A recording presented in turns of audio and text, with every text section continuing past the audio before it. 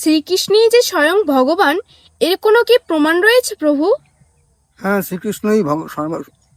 শ্রীকৃষ্ণই যে স্বয়ং ভগবান এ সম্বন্ধে সব শাস্ত্রই স্বীকার করেছেন তিনিই ভগবান।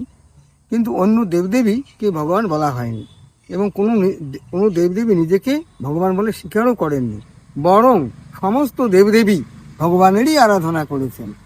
এই জন্য ব্রহ্মসংহিতায় বলা আছে, ঈশ্বর পরম কৃষ্ণ সচ্চিদানন্দ বিগ্রহ অনাদিরাদির গোবিন্দ সর্বকারণ কারণম।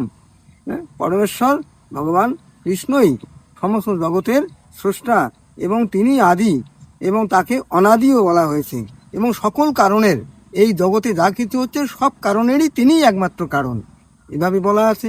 আবার গীতায় ভগবান কৃষ্ণ বলেছেন যে অহং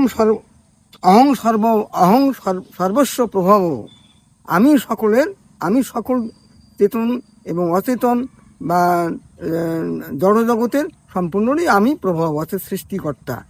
আমার থেকেই সকলের সৃষ্টি হয়েছে। এবং মত্ত পরতরং নাট্য কিঞ্চিৎ অস্তি ধনঞ্জয়, এবং তিনি অর্জুনকে বলেছেন যে আমার চেয়ে শ্রেষ্ঠ এই জগতে আর কিছুই নেই, কিছুই শ্রেষ্ঠ নয়, আমি একমাত্র এই জগতের মূল, আমি ভগবান। অহং হি সর্বযজ্ঞানাং ভোক্তা চ প্রভুরিবত, আমি সমস্ত যজ্ঞের ভোক্তা ও প্রভু, আমি স্বয়ং ভগবান।